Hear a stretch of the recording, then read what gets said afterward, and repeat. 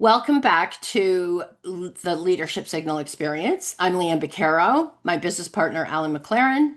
We're co-founders of Strata. So you've had a chance to read some of the pre-work, presumably, if you've done your homework. So let's talk about the experience now. High stakes rooms respond to what they experience. So why don't we first start with if you're using an executive leadership room, let's start there. Start with what you remember experiencing. Maybe it's a good one. Feel that one. And we're going to get into other rooms where you can notice the difference between one where you landed and one where you didn't. So if we just pause for a moment and you pick a high stakes room, again, if we want to do executive leadership and where you didn't land where you expected to, maybe something went off the charts, maybe you thought it was the room. Maybe you thought it was the people in the room. Maybe you thought it was just a weird day. Something changed and you couldn't attribute it to something. So think of a room. And keep that in mind as we go through the whole presentation. Right. Yeah. Okay, and let's define signal for everybody. Yeah. So again, as a reminder, it's how you are experienced in a high pressure room or a high stakes room. And usually what makes it a high stakes room is it carries a consequence. So if there's no consequence to the room, then it's probably not high pressure or high stakes. But we'll talk a little bit about more what makes it a high stakes room later. But it's any room that carries a cost. Yeah, and we'll share a couple of stories as well. I think that'll bring it all together with you. But thank you, Leanne. Let's move on to the rooms that you're defining, if you can define those for everybody. Yep.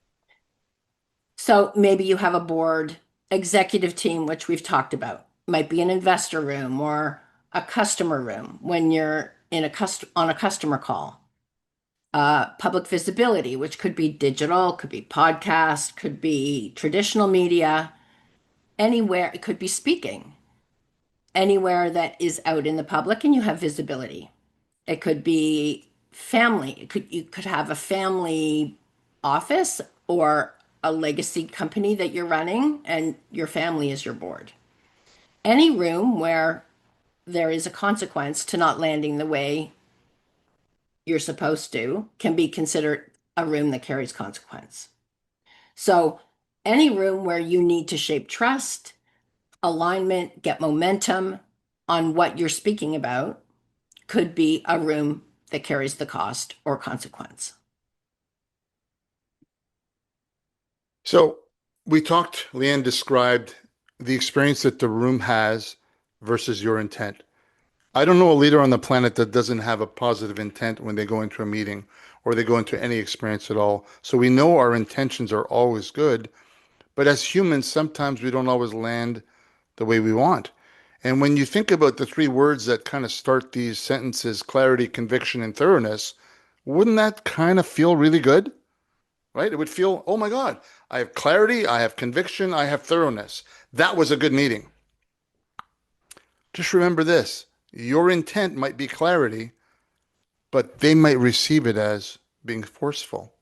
You might have absolute conviction in the idea, but that might be experienced as being defensive.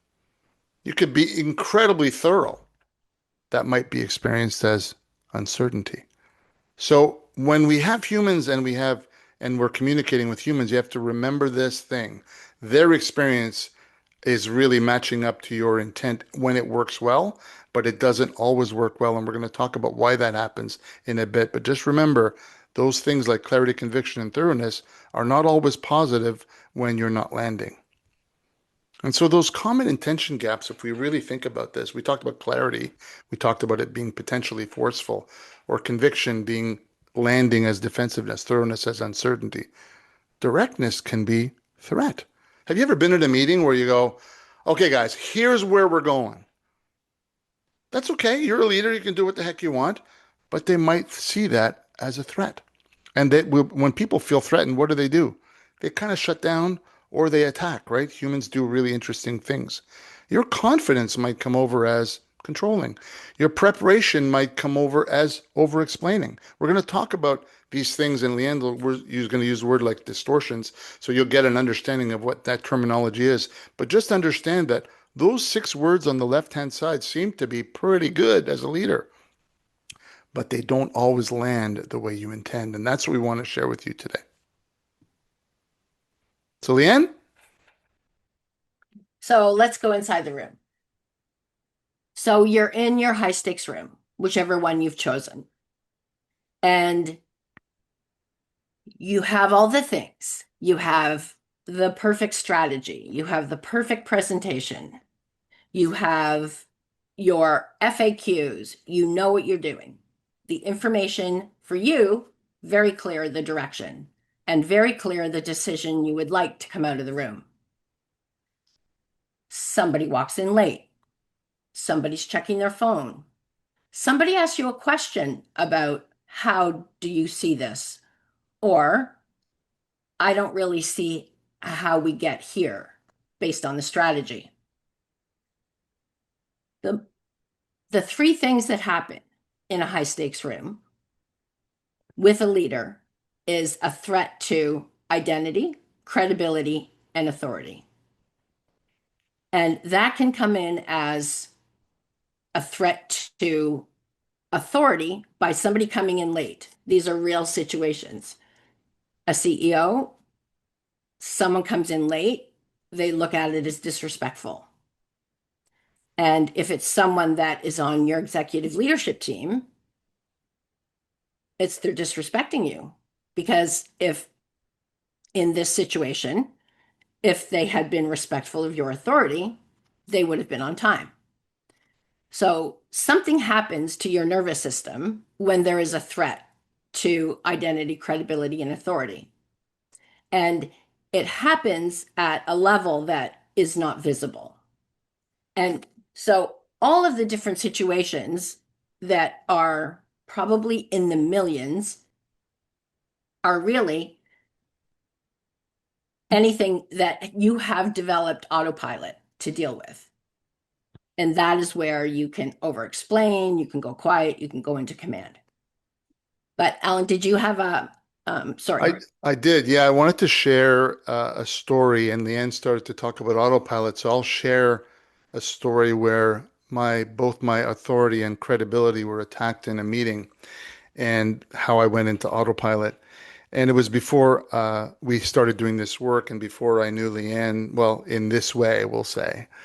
I was in a room with 60 CEOs, and we were a very high stakes room. It was ultimately we were making a big decision that would impact the revenue of this organization in a big way.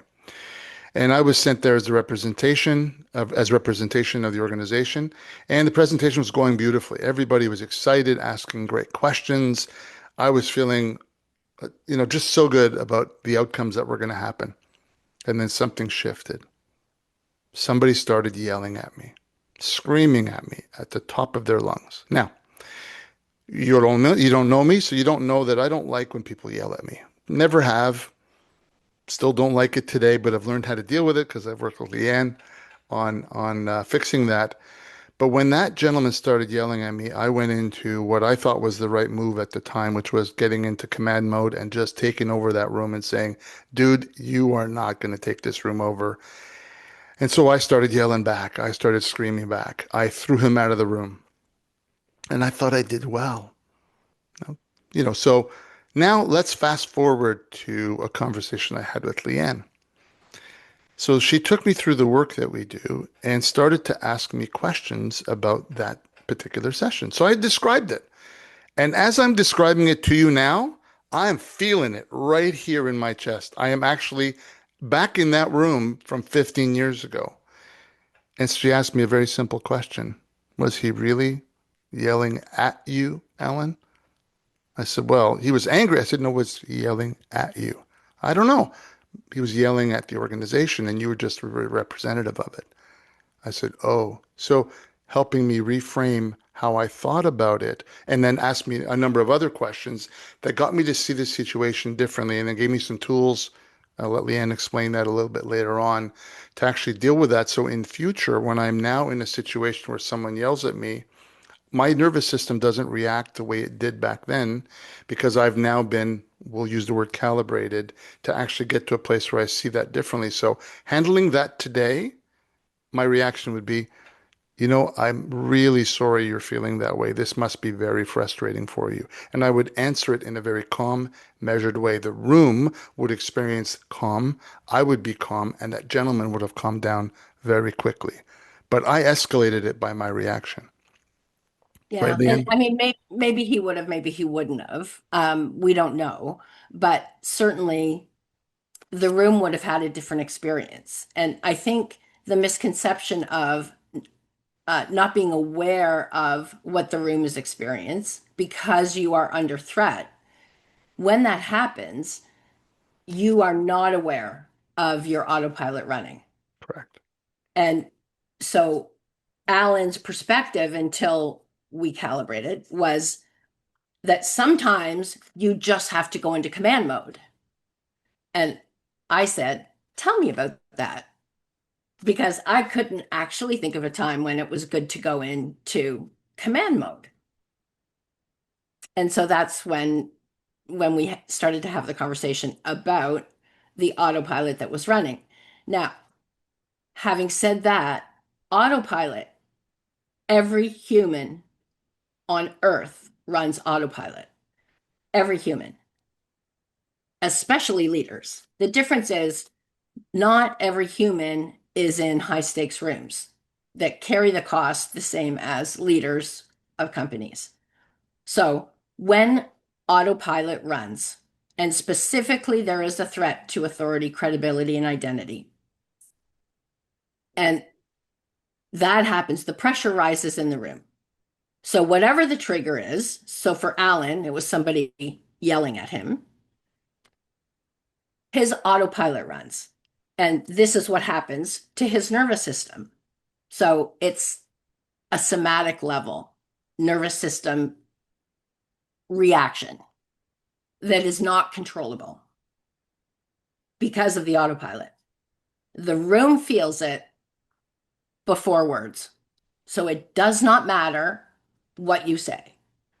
I mean, it will affect what you say, but it's before words that they feel this.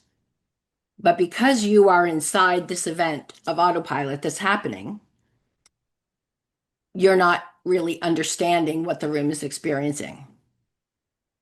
So the fact that it is completely human and normal for autopilot to run, that's why we have to identify when that is happening and at least be able to recognize what do I perceive as a threat. And if the room changes, just you'll think about it after and recognize, oh, maybe that was me. Wasn't the room. Because, what are the chances of a whole room changing at the same time? So, because you are experienced, the most obvious place to look is right here. So, and with every CO experiencing autopilot, that has to be, that has to be dealt with clearly. Yeah, and the the line that Leanne you love we got from our friend Mike is you can't see the label from inside the jar.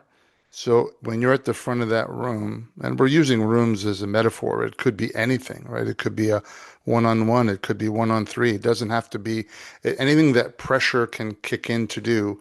And you can't see yourself from there. And in the story that I just shared with you, I felt it and reacted before my brain could ever kick in and do something cognitively because I reacted as it was a threat, right? It was my amygdala brain, my dinosaur brain that just went, no way. You want to fight me? I'm going to fight you. And that's not an appropriate way to be a leader. And at the time, that's why I've learned it since then, right, Leanne?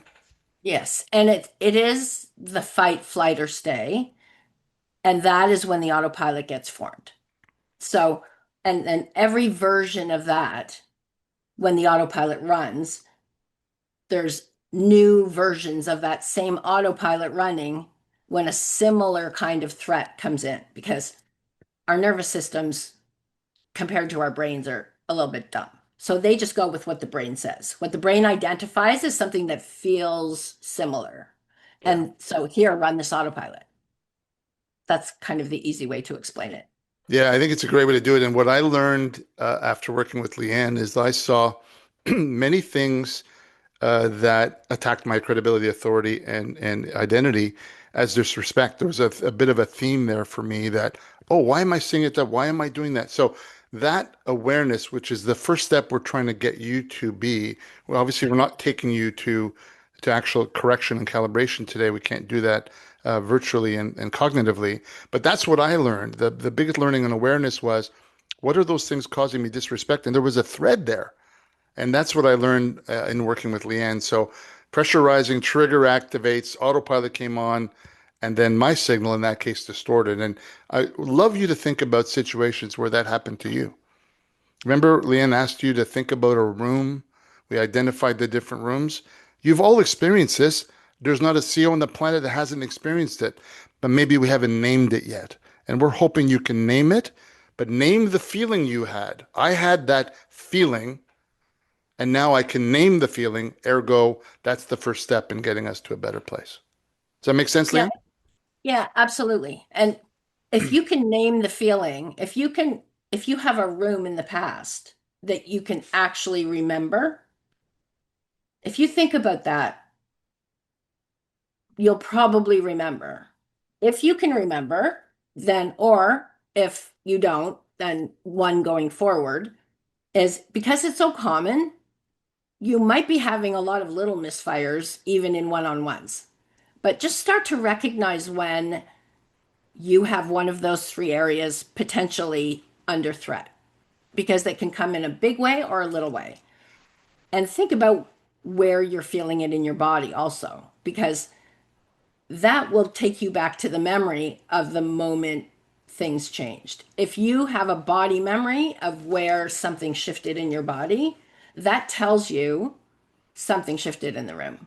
And that's why this image is so accurate because it really is, CEO there just doing their thing, and the nervous system is speaking louder than anybody. And it really does go into the room. Love it. So, Leanne, Yeah, so there are a ton of ways that distortion can show up, and that is the autopilot running. So autopilot runs, and then the signal distorts. So there are many ways, depending on the type of leader that you are, but over explaining all the time, getting defensive, again, maybe talking fast, um, getting more silent, and you might start performing to try to, get the room back around, in which case everybody knows you're performing. You might get very controlling, you might withdraw. But you might give a lot of detail, you might drop into depending on your leadership style. We've had several CEOs that drop into command mode and say, clear out of the way, I'll do it myself.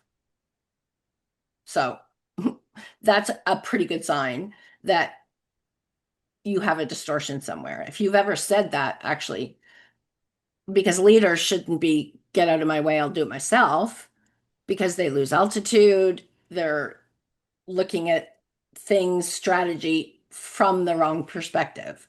So you really have to stay at altitude. That's a surefire sign. Even if you are in a position where you're defending anything, any of these areas, you may not know if you're performing, but if you do withdraw from a meeting, if you start over explaining, you get defensive, or you go silent, or you say to yourself, why are you questioning my authority?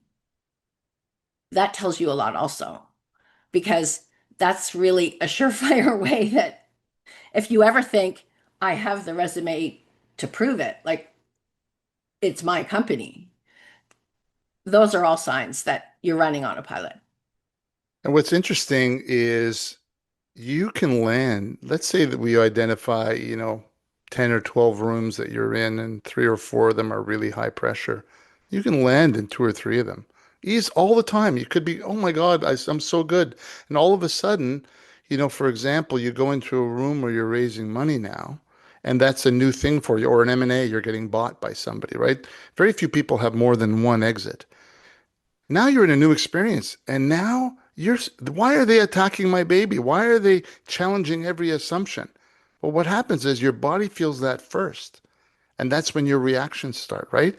Defending and tightening and over explaining, and that's where the friction gets created. But understand one thing: we have that little line underneath, what how distortion can show up.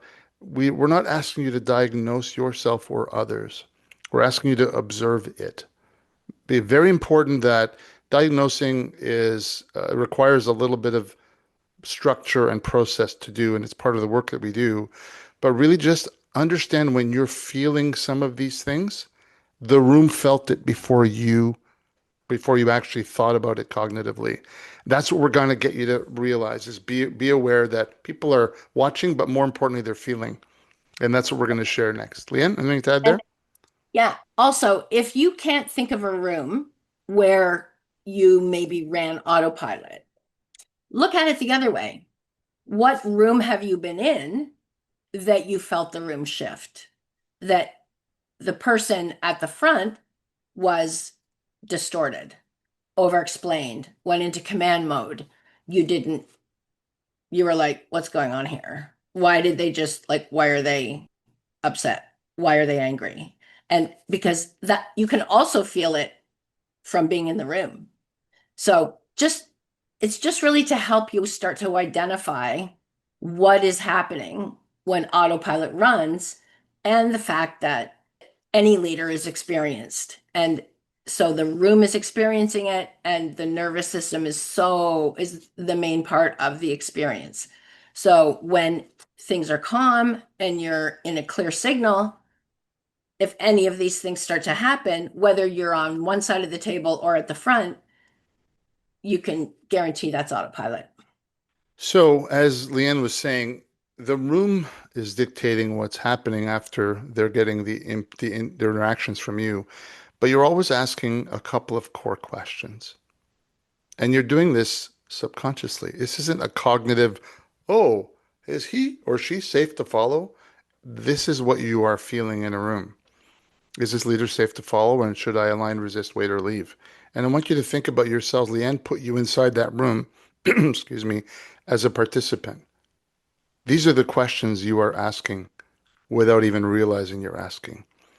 And if we think about, if I use the investor room again as a metaphor, what happens is when friction happens and you start to shut down and you go into what we call polite mode, you've already decided I'm not giving this person money because I'm not aligning with how they're doing because I don't trust them. Not trust them are they a trustworthy human being?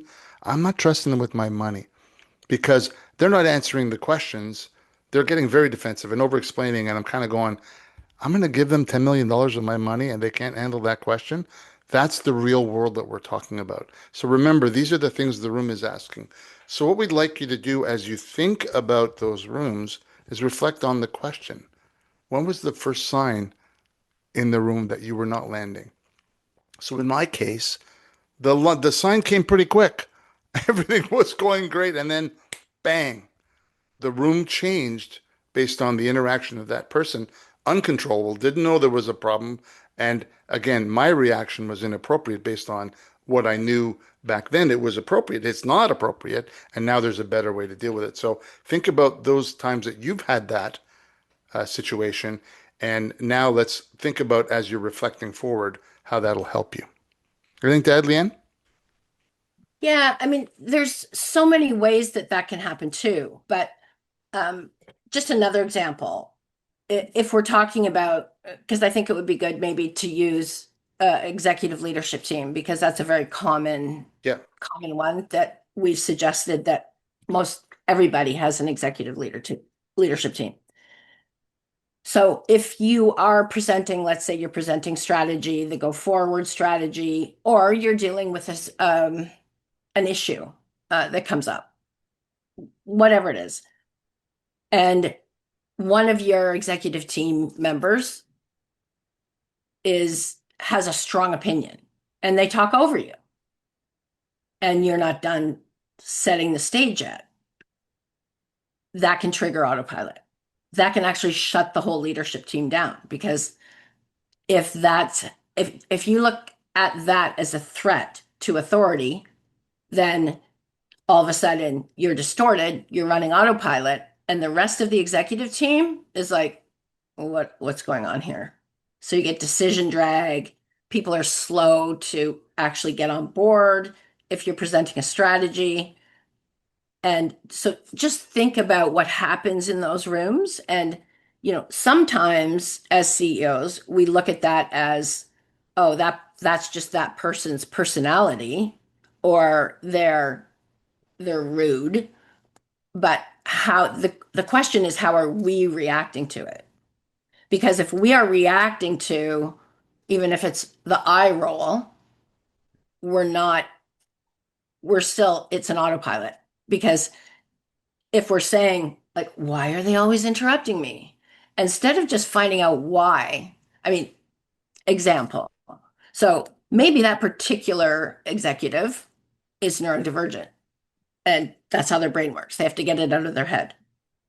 That's not a threat to anything. But if we perceive it as somebody being rude, then threat to authority and distortion. And that affects the whole leadership team. So things can kind of spiral, and it may not happen every meeting, but when it happens once, it starts to erode trust. So, and then if it happens again for something else, maybe someone walks in late, if you perceive that as a threat to authority because it's disrespectful, then also erodes trust. And these things can also travel from room to room.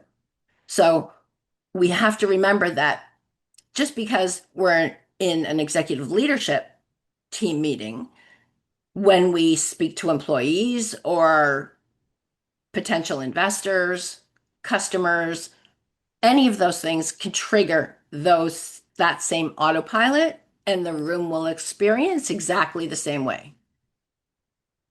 Leanne, I want to share a story that reflects what you're talking about, and I want to take you inside this scenario. I want you to imagine a really big time CEO. I'm talking multi 10 billion plus organization. This CEO was incredibly successful, like turned the company around, was a rock star everywhere. He was in a board meeting and he was being challenged on the numbers because things had slowed down a little bit, but he grew the company 400%, which was crazy. But in this one meeting, he was getting, I guess, tougher questions than normal. And he reacted very defensively and started defending everything he was doing. Well, what about this? And consumer spending is down, and I can't help it, and inflation is up, and blah, blah. His words to me, Alan, I almost got fired after that board meeting. I want you to think about that. A person who grew a business 400% after one meeting had created enough friction that it caused that type of. Now, good news, he wasn't fired, but just that's how fast it can happen. Because trust is something that is easy, not easy to get, but boy, it's easy to break, isn't it? And that can happen in a moment's notice in a meeting. So we don't have high stakes. Most of us aren't $10 billion companies, but the stakes are the same because we're dealing with humans. Leanne talked about that. We're talking about biology here. We're talking about leadership, but this happens in your relationships personally too, by the way, because it's a biological reality. We're talking about it in the context of you as a leader, and that's where it has to stay for this conversation. But it travels everywhere. And when you do happen to correct or do corrective behavior, wow, it clears things up. Man, remember you said you got a text from one of our clients, remember? Oh, Remember that? the wives. Yeah. Yeah. So the CEOs that we calibrate are all married and they are all men. And so when we get a thank you card or a text or an email from the wives saying, "Oh, thank you so much. I have been dealing with this, which I stay away from. I didn't, I knew what triggered it. I didn't know why. And so thank you, thank you, thank you."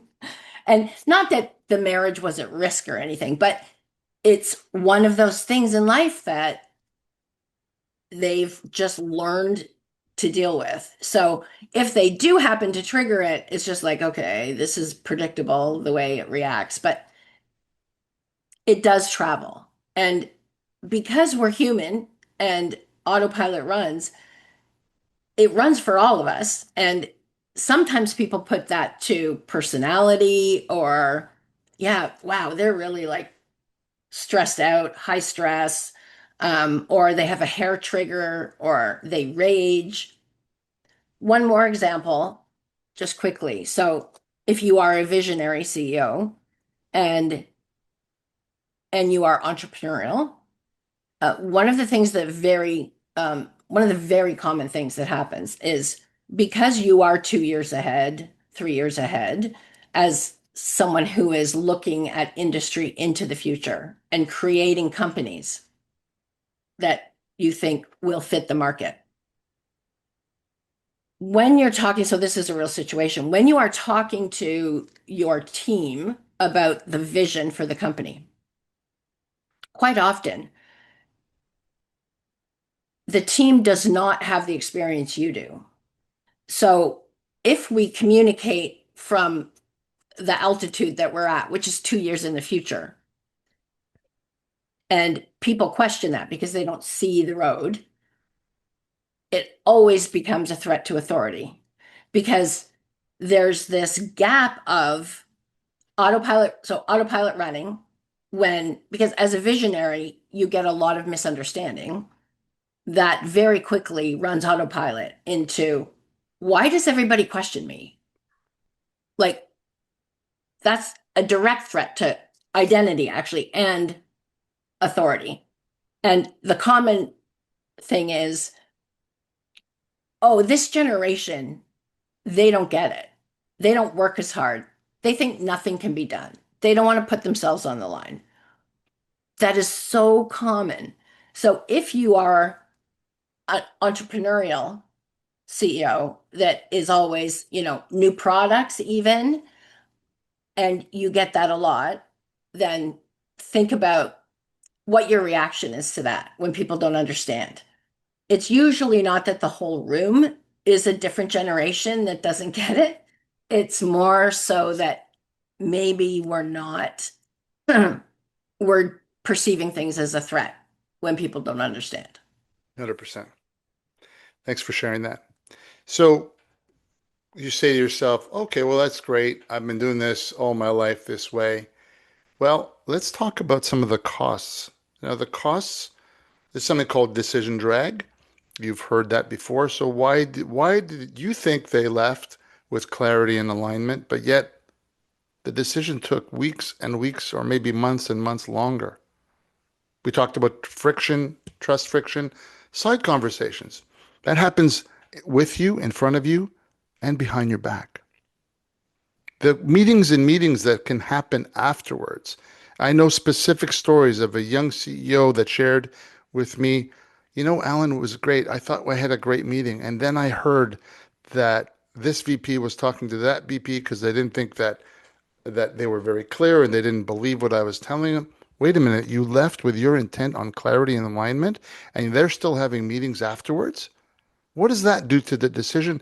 What does that do to your credibility as a CEO? All of those things can happen when you don't land in a room. And he didn't know he didn't land in the room until we put a name on it. He said, I thought something shifted, but I didn't really know. And that's what we're talking about. There's incredible costs because decision drag can cost you millions of dollars in your business. More importantly, when you lose momentum in a business, that can be very painful. If you're in a capital environment where you're raising money and you're not landing in the rooms, do you wonder why it takes 40, 50, 60, 70, 100 different rooms that you need to be in to raise capital? Because you're not landing in all of them. If you land in all of them, then maybe it'll cut it in half because all of these things are happening. So, what I'd like you to think about now is pause and reflect on the possible costs based on the rooms that you've identified, when the room shifted, and what do you think happened after? That's where we want you to reflect. And if you can start to name it and go, oh my God, that decision, that's why it got so extended. That can be very painful. So it isn't just the cost of doing business. There are ways to have a finite beginning, middle, and end to a meeting that actually has clarity, alignment, and execution. But you have to be able to name it to know it happened. Anything you would add here? I would. And I think to a certain level is if you are willing to understand that if the room changed, it can only be me. Can only be me. Because if you're not willing to acknowledge that, then none of the rest matters. Good And point. just to use a follow-up on Alan's capital rooms. So very common for CEOs that have created a business, build a business, grown the business. It has become their life for the last maybe 10 years, even 5 years, when they go to get money to keep growing. It just by the nature of getting money, asking for money, the nature of the questions that get asked always fall into a threat to credibility and authority, and in a lot of ways, identity. So hitting all three. 100%. And that's why the percentages and the numbers, so the percentage of CEOs that get money are maybe not as high, even though the business is awesome, you're not landing because that's the perfect storm. Because it is your business as part of your identity and because you created the business, you grew the business, and just by that nature, when you go to get money. So maybe it takes, we had somebody say 400 meetings, 400. and and how many CEOs try to get money and just don't land and never get money? We don't know that. We don't know that. We have heard of a few, but nothing that people usually talk about. And it usually is because they're not coming, not that they're not trustworthy people, as Alan said earlier, but with the business, because they are not landing, because they're not landing with trust when you have a clear signal, because it always comes through as a threat to authority credibility. And yeah, it's just the perfect storm for that. Yeah.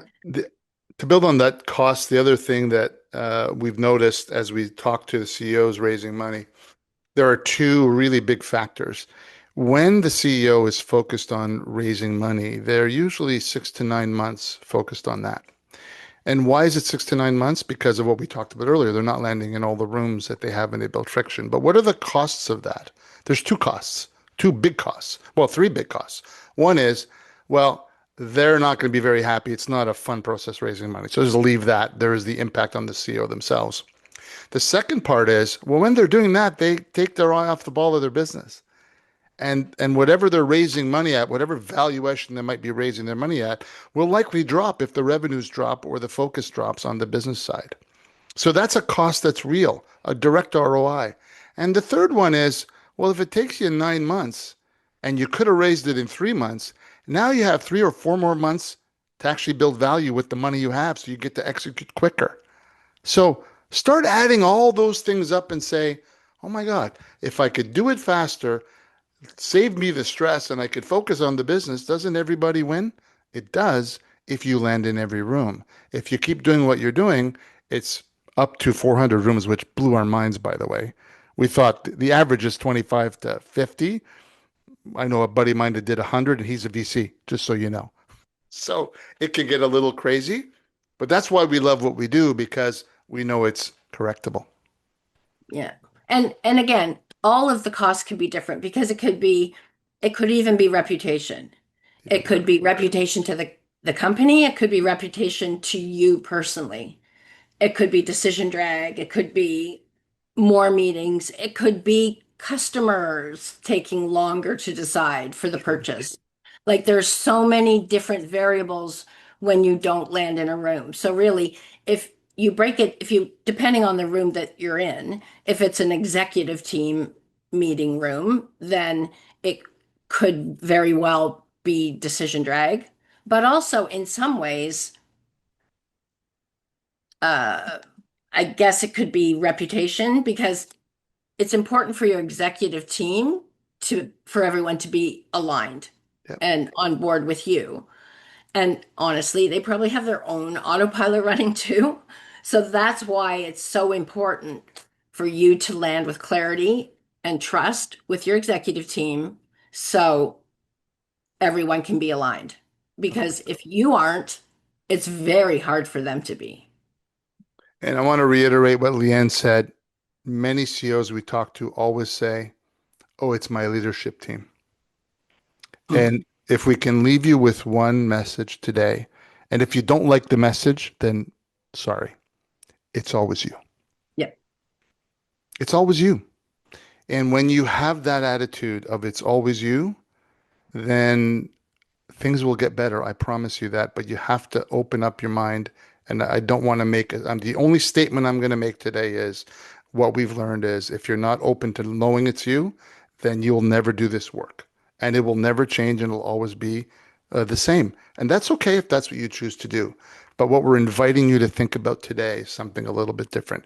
You cannot see the label from inside the jar, but people are watching you and people are feeling how you're landing with them every single day, every single moment, and it's impacting everything you do. So if you're incredibly successful now, there's opportunity for more success. And if you're less successful today, there's opportunity to be successful. So that's what we're excited about. Yeah. And I would even say that congratulations if you're really successful now. As you grow and get bigger, it would also clear the deck for future friction. So, because it causes friction when you don't land. So, if you land in right now in 95% of your rooms, awesome. But as you grow the business, there becomes more pressure in each room. Yeah. And wouldn't it be great if you can continue to be super successful or take things to an even higher level? Because as things get bigger, there's more pressure. And when you don't, okay, if you don't land in a room or two and you're okay with that, good. But it does start to create friction. And when I mean friction, I mean miserable. Things can make you miserable because you don't understand why aren't they moving on this? Why are they being lazy? Those are the kinds of things that we say to our, which feels like friction to us. Why do they always pull me into their disagreements? Well, because there's friction, because they're pulling you off of altitude. So as you grow your business or as you move up and get more clients, get more success, then if every human on the planet runs autopilot, then basically, if you're saying, oh no, that's not me, it's the room, I would love to hear from you. I would. I would love to hear from you She'll scold because you. I wouldn't do it. I no, wouldn't no, do no, it. She'll no, scold you. no, no. I would just love to know. I would love to witness a human that doesn't run autopilot They all do. I agree. because even I do. And I know how No, to, really? I know I don't. I know I don't. I don't have and autopilot. even I know how to, I know I can identify it very easily. And I still run autopilot. It's a fun process. So we're going to just do a little recap of what happened. So Leanne, you want to get us started and then maybe spend Yeah. a little bit of time on calibration. And then of course, let's make sure that they know that calibration is out of scope for today, but let's do the bit of a recap for them. Yeah. So, as we said earlier, so if your room is the executive team meeting, something comes in, something happens to put pressure in the room. And that is a threat to identity, credibility, or authority. Can come in many different ways, millions of ways. Things that run autopilot because you see it as a threat to one of those three areas. So that threat hits your nervous system. Your brain says, here, run this script. And so your nervous system, even before words or communication, sends that out to the room because you are experienced. The room feels it. Before you even open your mouth, the room feels it. And then the room experience is the shift where people are feeling uncomfortable because, again, they're always asking themselves, is this leader safe? Am I safe? Should I stay? Should I go? Should I follow? Should I align? Should I just maybe keep my mouth shut? Because that's the safer thing to do if the distortion happens. So when that happens, you're not landing with trust. People are uncomfortable because they feel it and they don't even know what they're feeling because, again, it's invisible and it's felt. So once that happens, then we have to start. Well, then we have your reaction, which is over explaining. We have going into command mode. We have silence. We have all of those things we talked about earlier. And then the cost, figuring out what the cost of that room is when you didn't land, which is the decision drag. If you don't land with trust, that would be a problem in every room. Um, with your executive team, you don't have alignment. And then it builds on that also with your executive team. If there are many times you're not landing with a clear signal, then it gets worse the more you don't land with trust. And then there's also the reputation to consider because think about this. Let's say it's an executive team room or maybe even an employee room. Maybe you're in a town hall or in an employee meeting, updating them on, okay, the strategy's been passed or that it's being enacted. So you want to bring the employees up to date. And you have a situation with one employee that hits one of those threat areas. And employees have no problem talking to other people, people outside the company even, about, oh my God, you should have seen what happened today. It was crazy, like just so over the top. And that's reputation too. And because when that happens, people can't always explain it. But if it hits them wrong and they're like, whoa, that something changed and that was really weird. And employees sometimes don't have the experience to understand, or even the maturity to understand that this happens. So they're talking to two friends and then two friends or other employees in other areas. So it can multiply. So we have to think about those costs as well. So calibration, all of these distortions when they come in as a threat, so the autopilot that runs to the three areas, the identity, credibility, and authority, it's a pressure pattern. So it's a certain pattern of humans. It's a human pattern of running autopilot or distortion. And so when you get to the origin of when that autopilot was formed, then you can actually almost do a software update. But it's not anything that can be taught to you, but cognitively understanding that that is the whole 360 of the wheel, I think is helpful because, again, not being able to see the label from inside the jar, you would have no way to know what the origin or even what the autopilot was that was running. You may not even know whether it's a threat to identity, credibility, or authority, except that we've just told you. And it actually isn't your job to figure that out, but to observe what area, even if you don't know what area, observe what you feel in your body when something like that happens. Because identifying it really is the first step. I love it. And there, and for someone who's experienced it working with Leanne, there's a visceral and physical reaction to Hmm. clearing a distortion. So there's some people feel it as being lighter. Some people feel it as kind of almost taking a boulder off their shoulders. This is stuff that we all carry, right?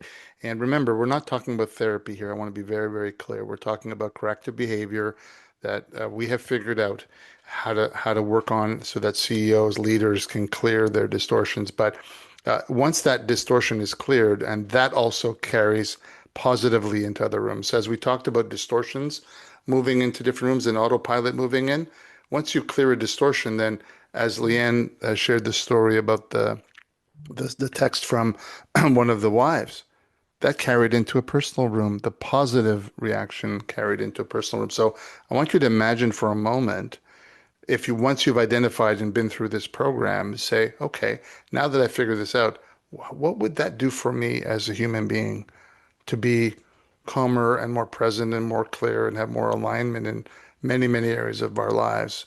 And we're not trying to promise you that this is a silver bullet, but for the people we've worked with, it has changed and transformed a lot of the work they do, certainly as leaders. We have anything to add before we wrap up? No, that was perfect. Awesome. So, where we want to hopefully get you to at the end of today, and this is kind of the summary, is what's an ideal state? An ideal state is really a place where your signal is clear, as we just talked about.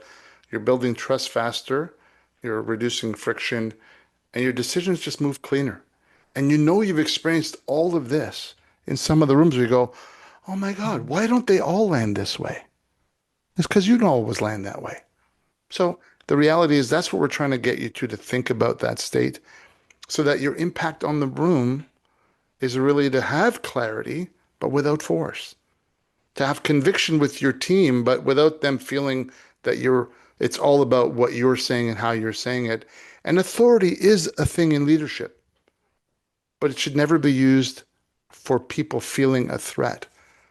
You want the room to engage with you, to feel honest with you, to feel the ability to speak up. And when that happens, because you're clear, then you get alignment and you get execution and you get better results. And if we use the example of capital rooms, you get direct ROI. And isn't that magical when you can find a return on investment of something you've never even looked at before? And that's what we hope you got out of today was to understand that there is an invisible variable in the room that you're in that gets revealed ultimately under pressure, but that pressure can show up like that. It's not always knowing it before, as I did in my story, because things were going great and all of a sudden I got hit with a tornado. And then I reacted appropriately or inappropriately at the time. And so that's what we're talking about. That can happen. But now knowing it is liberating and transformational. And we're hoping today we've at least given you the awareness piece. Leanne, anything else before we close this section? Yeah, I just wanted to add on to what you were saying.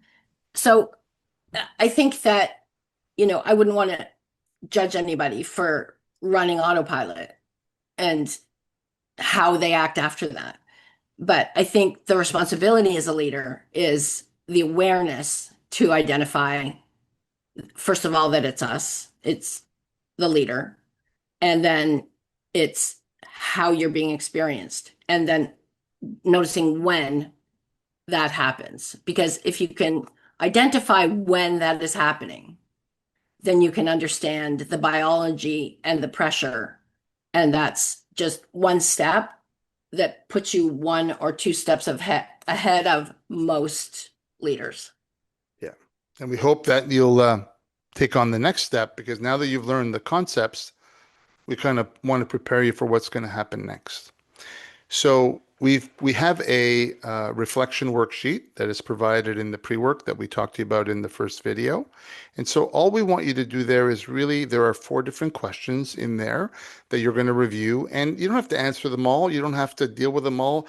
We really want you to start to feel what we've just talked about. So you're going to see how you've landed.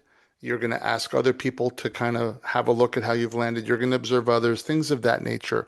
And over the next 2 or 3 or 4 weeks between the next meeting, kind of fill those things in. It's not a big project. It's just observation and awareness to move you from inside the jar to outside the jar is really what we're talking about. And when you see that, it'll start to illuminate some things that you've never thought about before, but it's going to make it very real.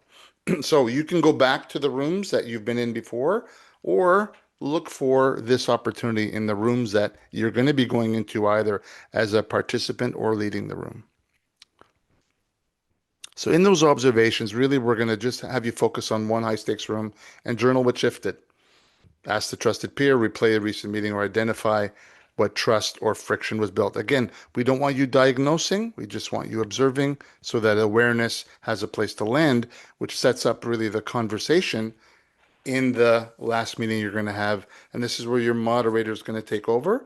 We've created a moderator guide to help the moderator who's going to be doing this. And of course, the technology you're using to see this is also going to guide you as well. So with the folks at Forms at Work who we're partnering with on this presentation, they're providing the platform to be able to share this in a way that will guide you through the next step. So guiding a conversation, making sure confidentiality in all of our forums is important. We have to stay in reflection mode, and we're not teaching, coaching, diagnosing, or advising. Very important. This is your experience. As we learn in form, whether you're in YPO or other type forums, you reflect from your experience, not from, hey, you should. Those aren't words we're using. It's, hey, I experienced, because you share from your experience. That's what you control. And the moderator guide will help you through that. And that'll be 60 minutes of reflection. All of you will just bring your reflection sheets, have a great conversation, get into some depth, and then hopefully come away from this leadership signal experience with more awareness and more understanding, and ultimately know that there's impact out there waiting for you. So the last thing I'm going to share with you is this partnership between Strata and Forms at Work. So what Forms at Work provides a technology platform that allows not only you as CEOs to be able to use this technology to help scale the form experience either for yourselves or inside your business. And of course, our experience, as we've shared with you today, I don't have to explain. We do exactly what we taught you about today. Our work is with leaders and CEOs, executive leaders, helping them land in the rooms more effectively so that they can have better ROI and better effectiveness. And together, this partnership between ourselves and Forms of Work is very exciting. And we're hoping that as you've experienced this today, you can tell two friends about it and tell other forms about it. We're delivering this for no cost because we want to make sure that this technology or this process gets in front of all leaders, because when you're a great leader, you build great teams and you do great things. And when you do great things, the world gets to be a better place. Leanne, anything to add before we close? Nope, that was perfect. Excellent. Everyone, we want to thank you for your time. We have kept it under 1 hour, which was our promise today. And we're always available for further follow-up if you need it. But we wish you the best of luck, and we wish you the best of transformation.